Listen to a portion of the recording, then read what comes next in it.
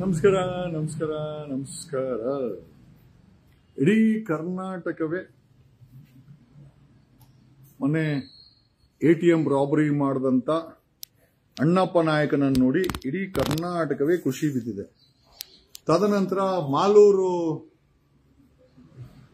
ಚಲಪತಿ, ಅವನು police constable, Koramangala kidnap ಕೇಸಲ್ಲಿ 18 ಲಕ್ಷ ಲೂಟಿ ಮಾಡಿ ತಗಲಾಕೊಂಡಂತ ಮಾಲೂರು ಚಲಪತಿನ ನೋಡಿ ಇಡೀ ಕರ್ನಾಟಕವೇ ಖುಷಿ ಬಿದ್ದಿದೆ. ನಾನಂತೂ ಸಿಕ್ಕಾಪಟ್ಟೆ ಖುಷಿ ಬಿದ್ದೆ. ಯಾಕೆಂದ್ರೆ ಪೊಲೀಸರು ಕಳ್ಳರಾದಾಗ, ದರೋಡೆಕಾರರಾದಾಗ, ರಾಬರಿಗಳಾದಾಗ, ಈಗ ಅದೇ ಕಿರೀಟಕ್ಕೆ, ಅದೇ ಕಳ್ಳರ ಪೊಲೀಸ್ ಅನ್ನೋ ಕಳ್ಳರ ಕಿರೀಟಕ್ಕೆ, ದರೋಡೆಕೋರನ ಕಿರೀಟಕ್ಕೆ, ರಾಬರಿಯನ್ನು ಮಾಡೋ ಪೊಲೀಸರನ್ನೋ ಕಿರೀಟಕ್ಕೆ ಮತ್ತೊಂದು ಗರಿ ಸೇರಲಿದೆ. ಅದೆಲ್ಲಂತೀರಾ? ಬೆಂಗಳೂರಲ್ಲಿ ಒಂದು ATM ರಾಬರಿ 7 ಕೋಟಿನಲ್ಲಿ Annappa Nayaka police constable, Koramangala kidnap and ರಾಬರಿನಲ್ಲಿ 18 ಲಕ್ಷ ರಾಬರಿನಲ್ಲಿ Maluru Chalapathi police constable. I am now coming straight is ಈಗ ಇನ್ನೊಂದು ಇಡೀ ಕರ್ನಾಟಕವೇ ಖುಷಿ ಬೀಳುವಂತ ಮತ್ತೊಂದು ವಿಚಾರ ದಾವಣಗೆರೆಯಿಂದ ಬರ್ತಾ ಇದೆ. ನೀವೆಲ್ಲ ಖುಷಿ ಪಡ್ಲೇಬೇಕಾದಂತ ವಿಚಾರ ಅಂತಂದ್ರೆ, ದಾವಣಗೆರೆ IGP ಆಫೀಸಲ್ಲಿ, ದಾವಣಗೆರೆ IGP ಆಫೀಸಲ್ಲಿ ಪೊಲೀಸ್ ಕೆಲಸ ಮಾಡ್ತಾ ಇರೋ police sub inspector Davanagere IGP ಕಚೇರಿನಲ್ಲಿ ಕೆಲಸ ಮಾಡ್ತಾ ಇರೋ IGP ಕಚೇರಿನಲ್ಲಿ ಕೆಲಸ ಮಾಡ್ತಾ ಇರೋ ಪೊಲೀಸ್ ಸಬ್ ಇನ್ಸ್ಪೆಕ್ಟರ್ ಮಾಳಪ್ಪ ಚಿಪ್ಪನಕಟ್ಟಿ, ಆಮೇಲೆ police sub inspector Praveen Kumar ಮಧ್ಯರಾತ್ರಿ ಅರೆಸ್ಟ್ ಆಗಿದ್ದಾರೆ. ಏನಕ್ಕೆ ಅಂತ ಕೇಳಿದ್ರೆ ನೀವು ಫುಲ್ ಖುಷಿ ಆಗ್ಬಿಡ್ತೀರಾ. ಏನ್ ಗೊತ್ತಾ? ದರೋಡೆ ಮಾಡಿ, ರಾಬರಿ ಮಾಡಿ ಇಬ್ಬರು ಪೊಲೀಸ್ ಸಬ್ ಇನ್ಸ್ಪೆಕ್ಟರ್ ದಾವಣಗೆರೆನಲ್ಲಿ, ಪೊಲೀಸ್ ಸಬ್ ಇನ್ಸ್ಪೆಕ್ಟರ್ ಇಬ್ರು, ಮಾಳಪ್ಪ ಚಿಪ್ಪನಕಟ್ಟಿ ಅವನಿಗೆ ಇವಾಗ ಕಟ್ತಾರೆ ಪೊಲೀಸರು. Malappa Chippanakatti police sub inspector IGP ಕಚೇರಿ, ದಾವಣಗೆರೆ IGP ಕಚೇರಿನಲ್ಲಿ ಕೆಲಸ ಮಾಡ್ತಾ ಇರುವಂತ police sub inspector Malappa Chippanakatti ಮತ್ತೆ police sub inspector Praveen Kumar ಇಬ್ರು ಸೇರ್ಕೊಂಡು ಏನ್ ಮಾಡಿದಾರೆ ಅಂತ ಕೇಳ್ಬಿಟ್ರೆ ಫುಲ್ ಆಶ್ಚರ್ಯ ಆಗ್ಬಿಡ್ತೀರಾ. ಚಿನ್ನದ ವ್ಯಾಪಾರಿ, ಓಕೆ, ವಿಶ್ವನಾಥ್ ಅವರು ಚಿನ್ನದ ವ್ಯಾಪಾರಿ, ಅವರು ಕಾರವಾರಕ್ಕೆ ದಾವಣಗೆರೆಯಿಂದ ಚಿನ್ನನ ಎತ್ಕೊಂಡು ಹೋಗ್ತಾ ಇದ್ರೆ ಅವ್ರನ್ನ ಅಡ್ಡಗಟ್ಟಿ ಒಬ್ಬ ಚಿನ್ನದ ವ್ಯಾಪಾರಿ ವಿಶ್ವನಾಥ್ ಅವರು ದಾವಣಗೆರೆಯಿಂದ ಚಿನ್ನನ ಎತ್ಕೊಂಡು ಕಾರವಾರಕ್ಕೆ ಹೋಗ್ಬೇಕಾದ್ರೆ ಮಧ್ಯರಾತ್ರಿ 2 ಗಂಟೆನಲ್ಲಿ ಚೆನ್ನಾಗಿ ಪ್ಲಾನ್ ಮಾಡಿ ಈ ಇಬ್ಬರು ಪೊಲೀಸ್ ಸಬ್ ಇನ್ಸ್ಪೆಕ್ಟರ್, ಒಬ್ಬ ಪ್ರವೀಣ್ ಕುಮಾರ್, ಇನ್ನೊಬ್ಬ police sub inspector Malappa Chippanakatti, IGP ಕಚೇರಿನಲ್ಲಿ ಕೆಲಸ ಮಾಡೋ ಈ ಇಬ್ಬರು ಪೊಲೀಸ್ ಸಬ್ ಇನ್ಸ್ಪೆಕ್ಟರ್ಗಳು ವಿಶ್ವನಾಥ್ ಅನ್ನೋ ಚಿನ್ನಾಭರಣ ವ್ಯಾಪಾರಿಯನ್ನ ಅಡ್ಡಗಡ್ತಾರೆ. ಅವ್ರ ಹತ್ರ ಚಿನ್ನ ಸಿಗುತ್ತೆ, ಗಟ್ಟಿ ಚಿನ್ನ ಸಿಗುತ್ತೆ. ಅದನ್ನ ID ಕಾರ್ಡ್ ತೋರಿಸಿ ದರೋಡೆ ಮಾಡ್ತಾರೆ. ರಾಬರಿ ಇಡೀ ಕರ್ನಾಟಕವೇ ಖುಷಿ ಬೀಳೋಂತ ವಿಚಾರ. ಪೊಲೀಸರೀಗ ದರೋಡೆಕೋರರಾಗಿದ್ದಾರೆ. ದರೋಡೆಕೋರರ ಅವಶ್ಯಕತೆ ಕರ್ನಾಟಕಕ್ಕೆ ಇಲ್ಲ. ಯಾಕೆ ಅಂತಂದ್ರೆ ಪೊಲೀಸರೇ ದರೋಡೆಕೋರರಾಗಿದ್ದಾರೆ. ಈಗ ಬೇಲಿಯೇ ಎದ್ದು ಹೊಲ ಮೇಯ್ದಂಗೆ ಕಾಕಿ ಯೂನಿಫಾರ್ಮ್ ಹಾಕೊಂಡು ಕಳ್ಳರನ್ನ ಹಿಡಿರೋ, ದರೋಡೆಕೋರರನ್ನ ಹಿಡಿರೋ, ರೇಪಿಸ್ಟ್ ಹಿಡಿರೋ ಅಂತಂದ್ರೆ, ರೇಪಿಸ್ಟ್ ಹಿಡೀರಿ ಅಂತಂದ್ರೆ DJ ಹಳ್ಳಿನಲ್ಲಿ ಸುನೀಲ ಲಾಡಿ ಬಿಚ್ಕೊಂಡು ಅವನೇ ಸೆಕ್ಸ್ ಸ್ಕ್ಯಾಂಡಲ್ ಸಿಗಾಕೊಂತಾನೆ. ಕಳ್ಳರು ಹಿಡೀರೋ ಅಂತಂದ್ರೆ ಸೂರ್ಯನಗರ ಪೊಲೀಸ್ ಯಾರಪ್ಪ ಅದು,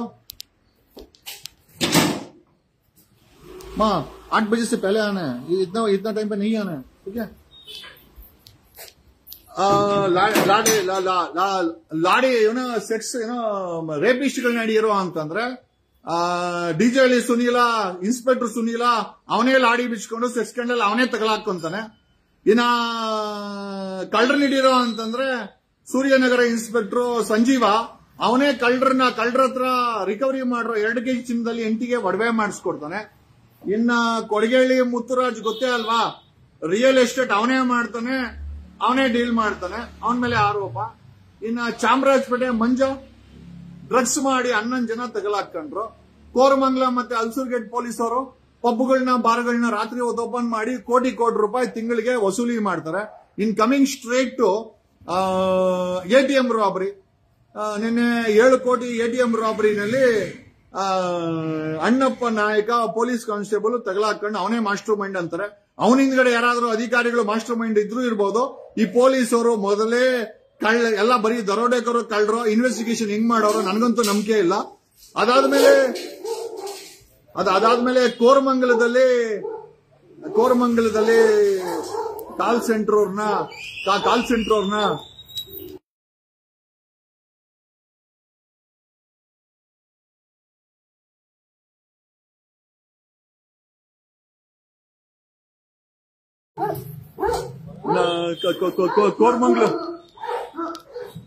ಕೋರಮಂಗಲ ಕಾಲ್ ಸೆಂಟರ್ ಉದ್ಯೋಗಿಗಳ 4 ಜನನ ಕಿಡ್ನಾಪ್ ಮಾಡಿ 20 ಲಕ್ಷ ವಸೂಲಿ ಹಾಕಿದ ಮಾಲೂರಿನ ಹೆಡ್ ಕಾನ್ಸ್ಟೇಬಲ್ ಚಲಪತಿ ಒಂದ್ ಕಡೆ ಆದ್ರೆ, ಇವತ್ತು ದಾವಣಗೆರೆಯಲ್ಲಿ 2 ಪೊಲೀಸ್ ಸಬ್ ಇನ್ಸ್ಪೆಕ್ಟರ್ಗಳು ಒಬ್ಬ ಚಿನ್ನದ ವ್ಯಾಪಾರಿಯನ್ನ ದಾವಣಗೆರೆಯಿಂದ ಕಾರವಾರಕ್ಕೆ ಹೋಗ್ಬೇಕಾದ್ರೆ ಅವನ ಹತ್ರ ಇದ್ದಂತ ಚಿನ್ನದ ಗಟ್ಟಿಗಳನ್ನ ಐಡಿ ಕಾರ್ಡ್ ತೋರಿಸಿ ರಾಬರಿ ಮಾಡಿದ್ದಾರೆ.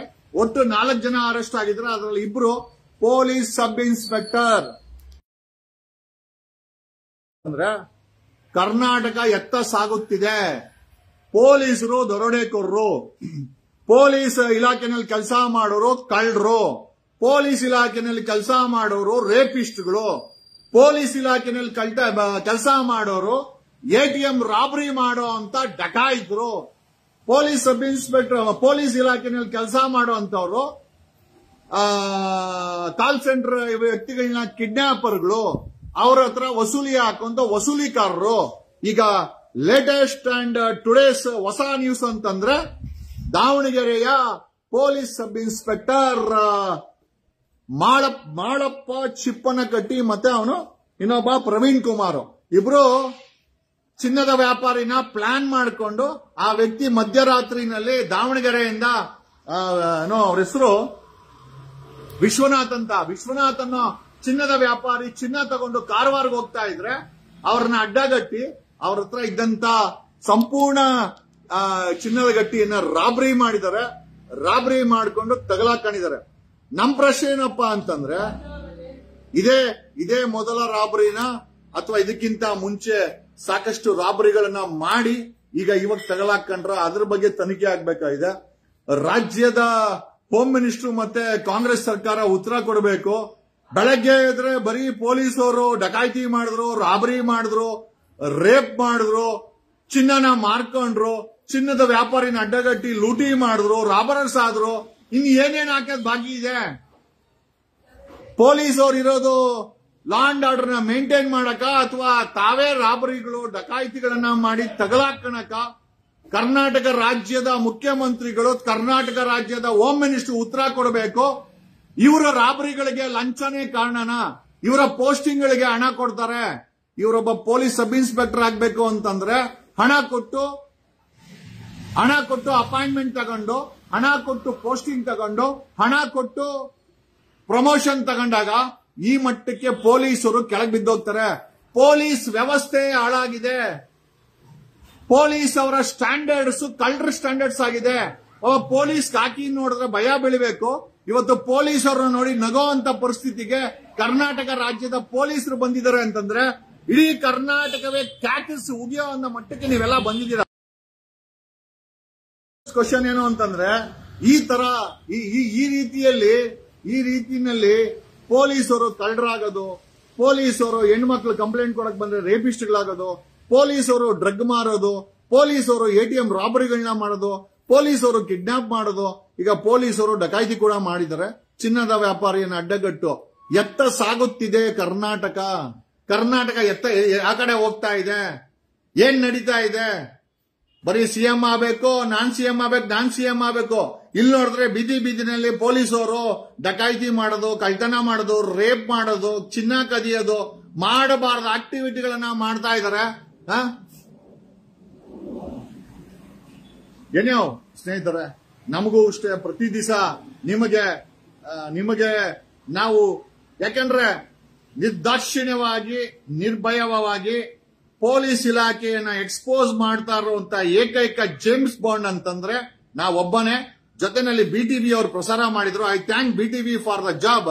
ಬಟ್ ಸ್ಟಿಲ್ ಒಬ್ಬ ಇಂಡಿವಿಜುವಲ್ ಆಗಿ ಇವರು ಈ ಕಳ್ತನ ಮಾಡೋ ಪೊಲೀಸರು SIT ಧರ್ಮಸ್ಥಳದಲ್ಲಿ ನ್ಯಾಯ ಕೊಡ್ತಾರ? ಧರ್ಮಸ್ಥಳದ ತನಿಖೆಯಲ್ಲಿ ಪೊಲೀಸರು ನ್ಯಾಯ ಕೊಡುತ್ತೆ ಅಂತ ನಂಬಿಕೆ ಇದೆಯಾ ನಿಮ್ಗೆ? ನಂಬಿಕೆ ಇದೆಯೇನ್ರಿ? ದಾವಣಗೆರೆಯವರು ಚಿನ್ನದ ವ್ಯಾಪಾರಿನ ಅಡ್ಡಗಟ್ಟಿ ಚಿನ್ನನ ದರೋಡೆ ಮಾಡ್ತಾರೆ. ಅಣ್ಣಪ್ಪ ನಾಯಕ ಪೊಲೀಸ್ ಕಾನ್ಸ್ಟೇಬಲ್ 7 ಕೋಟಿ ATM ರಾಬರಿ ಮಾಡ್ತಾನೆ. Malur constable Chalapathi kidnap and 20 lakh robbery ಮಾಡ್ತಾನೆ. ಡಿಜೆಹಳ್ಳಿ ಸುನೀಲ ಚಡ್ಡಿ ಬಿಚ್ಚು ಲಾಡಿ ಬಿಚ್ಚಿ ಬಂದವ್ರ ಹತ್ರ ಮಾನ ಮರ್ಯಾದೆ ಕಳ್ಕಂತಾನೆ. ಏನು ಉಳಿಸಿದಾರೆ? ಅವನು ಚಾಮರಾಜಪೇಟೆ ಮಂಜ ಡ್ರಗ್ ಮಾರಿ 11 ಜನ. ಇಂಥ ಪೊಲೀಸ್ ಇಲಾಖೆ ನ್ಯಾಯ ಕೊಡಕ್ಕೆ ಎಷ್ಟು ಕರೆಕ್ಟ್ ಆಗಿದೆ? ಕರ್ನಾಟಕದಲ್ಲಿ 1000 ಪೊಲೀಸ್ ಸ್ಟೇಷನ್ ಇದೆ. 1000 ಪೊಲೀಸ್ ಸ್ಟೇಷನ್ ಅವ್ರದ್ದು ಇದೇ ಕತೆ ಆಗಬಿಟ್ಟಿದ್ದಾರೆ. ಬೆಂಗಳೂರಲ್ಲಿ 130 ಪೊಲೀಸ್ ಸ್ಟೇಷನ್ ಇದೆ.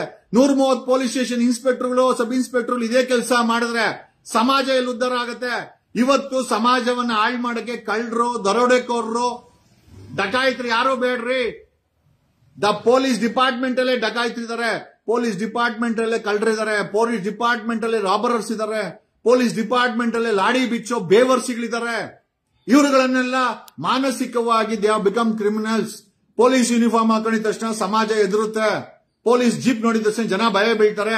ಇದನ್ನೇ ಬಂಡವಾಳ ಮಾಡ್ಕೊಳ್ಳುವಂತ ಇಂಥ ಭ್ರಷ್ಟ ಬೇವರ್ಸಿಗಳು ಇವತ್ತು ರಾಬರಿ ಮಾಡೋದು. ಮತ್ತೆ ಸಮಾಜಕ್ಕೆ ಏನ್ ಮೆಸೇಜ್ ಕೊಡ್ತಾ ಇದಾರೆ? ಸಮಾಜಕ್ಕೆ ಈ ಪೊಲೀಸ್ ಇಲಾಖೆ ಕೊಡ್ತಾ ಇರುವಂತ ಮೆಸೇಜ್ ಏನು? DGP ಏನ್ ಹೇಳ್ತಾರೆ ಇದ್ರ ಬಗ್ಗೆ? ಸಂಬಂಧಪಟ್ಟಂತ SP ಏನ್ ಹೇಳ್ತಾರೆ? ಒಂದು IGP ದಾವಣಗೆರೆ IGP ಆಫೀಸಲ್ಲಿ ಕೆಲಸ ಮಾಡೋ ಪೊಲೀಸ್ ಸಬ್ ಇನ್ಸ್ಪೆಕ್ಟರ್ ಮಾಳಪ್ಪ ಮತ್ತೆ ಪ್ರವೀಣ್ ಇಬ್ರು ಇದೇ ಮೊದಲ ಬಾರಿಗೆ ಮಾಡಕ್ಕೆ ಸಾಧ್ಯತೆನೇ ಇಲ್ಲ. ಅಥವಾ IGP ಅವರೇನಾದ್ರೂ ಹೇಳಿ ಮಾಡಿಸ್ತಾ ಇದಾರ? This is the question what I have. ಸಂಬಂಧಪಟ್ಟಂತ IGP ಎನ್ಕ್ವೈರಿ ಮಾಡ್ಬೇಕು. ಯಾಕೆ ಅಂತಂದ್ರೆ ಇವರುಗಳು IGP ಆಫೀಸಲ್ಲಿ ಕೆಲಸ ಮಾಡ್ತಾ ಇದ್ರು. ಅಲ್ಲಿನ IGP ಏನಾದ್ರೂ ಇದಕ್ಕೆ ಸಹಕಾರ ಕೊಟ್ಟಿದಾರ, ಸಹಾಯ ಮಾಡಿದಾರ, ಅಥವಾ ಅವ್ರಿಗೆ ಗೊತ್ತಿದ್ಯಾ? ಆಮೇಲೆ ಕರ್ನಾಟಕದಲ್ಲಿ ಪೊಲೀಸ್ ಇಂಟೆಲಿಜೆನ್ಸಿ ಇದೆ. ಏನೋ ಗೆಣಸ್ಕಿಳ್ತಾ ಇದೀರೇನೋ ಪೊಲೀಸ್ ಇಂಟೆಲಿಜೆನ್ಸಿ? ನಿಮ್ಮ ಡಿಪಾರ್ಟ್ಮೆಂಟ್ ಅಲ್ಲೇ ಡಕಾಯಿತಿ ಮಾಡ್ತಾರೆ, ನಿಮ್ಮ ಡಿಪಾರ್ಟ್ಮೆಂಟ್ ಅಲ್ಲೇ ರಾಬರಿ ಮಾಡ್ತಾರೆ.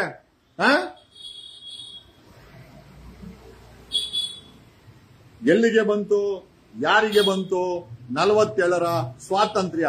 ಕಳ್ಳರ ಕೈಗೆ ಸ್ವಾತಂತ್ರ್ಯ, ದರೋಡೆ ಕೈಗೆ ಸ್ವಾತಂತ್ರ್ಯ, ಡಕಾಯಿತರುಗಳಿಗೆ ಲಾಡಿ ಬಿಚ್ಚೋರ್ ಕೈಗೆ ಅಧಿಕಾರ ಕೊಟ್ಟು ಇಡೀ ಕರ್ನಾಟಕ ಸರ್ವನಾಶ ಆಗಿದೆ ಅಂತ ಹೇಳುತ್ತಾ ಒಂದಂತೂ ನಿಜ ಸ್ನೇಹಿತರೆ, ಇವತ್ತಲ್ಲ ನಾಳೆ ಒಳ್ಳೆ ದಿವಸ ಬರುತ್ತೆ.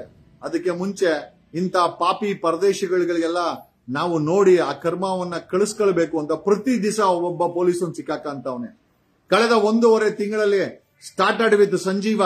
ಸೂರ್ಯನಗರ ಪೊಲೀಸ್ ಇನ್ಸ್ಪೆಕ್ಟರ್ ಸಂಜೀವನಿಂದ ಶುರುವಾಗಿದ್ದು 2 kg ಚಿನ್ನನ ಹೆಂಡತಿಗೆ ಒಡವೆ ಮಾಡಿಸ್ಕೊಟ್ಟ. ಅವನನ್ನ ಡಿಸ್ಮಿಸ್ ಮಾಡಿ ಮನೆ ಕಳಿಸ್ತೀರಾ?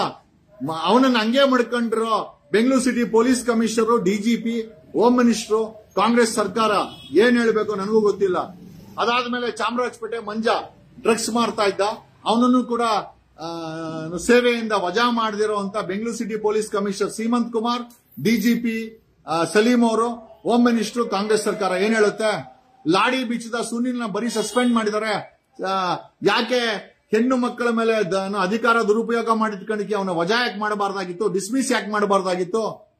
ATM ರಾಬರಿ ಮಾಡ್ದ ಅಣ್ಣಪ್ಪ ನಾಯಕನ ಯಾಕೆ ವಜಾ ಮಾಡಿಲ್ಲ? ಡಿಸ್ಮಿಸ್ ಯಾಕೆ ಮಾಡ್ತಾ ಇಲ್ಲ ಸರ್ವಿಸ್ ಇಂದ? ಬೇಕಾದ್ರೆ ಅವನೋಗಿ ಚಾಲೆಂಜ್ ಮಾಡ್ಕೊಳ್ಳಿ, ಸರ್ವಿಸ್ ಇಂದ ಡಿಸ್ಮಿಸ್ ಮಾಡ್ಬೇಕಲ್ಲ, ಮಾಡಲ್ಲ. ಯಾಕೆ ಅಂತಂದ್ರೆ ಆ ಪಾಲಲ್ಲಿ ಮೇಲಿರೋರ್ಗೂ ಕೂಡ ಪಾಲು ಹೋಗ್ತಾ ಇತ್ತು ಅಂತ ನಮ್ಗೆಲ್ಲ ಗೊತ್ತಿದೆ.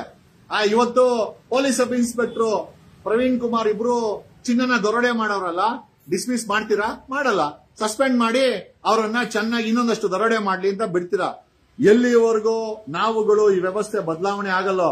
ಕಳ್ಳರು, ಪೊಲೀಸರು ಇವತ್ತು ಕಳ್ಳರಾಗಿದ್ದಾರೆ, ಪೊಲೀಸರು ಇವತ್ತು ದರೋಡೆಕೋರರಾಗಿದ್ದಾರೆ, ಪೊಲೀಸರು ರೇಪಿಸ್ಟ್ಗಳಾಗಿದ್ದಾರೆ, ಪೊಲೀಸರು ಇವತ್ತು ಮಾಡಬಾರದ ಹಲ್ಕಾ ಕೆಲಸ ಎಲ್ಲಾ ಮಾಡ್ತಾ ಇದ್ದಾರೆ. ಪೊಲೀಸರು ಇವತ್ತು ATM ರಾಬರಿ ಮಾಡ್ತಾರೆ, ಪೊಲೀಸರು ಡ್ರಗ್ ಮಾರ್ತಾರೆ, ಪೊಲೀಸರು ಲಾಡಿ ಬಿಚ್ಚಿ ಹೆಣ್ಮಕ್ಳ ಹತ್ರ ಅವಿವೇಕಿ ತರ ನಡ್ಕೊಳ್ತಾರೆ, ಪೊಲೀಸರು ಕದ್ದಿರೋ ಚಿನ್ನನ ಹೆಂಡತಿಗೆ ಒಡವೆ ಮಾಡ್ಕೊಡ್ತಾರೆ. ಇನ್ನೇನ್ ಉಳಿಸಿದ್ದೀರಾ?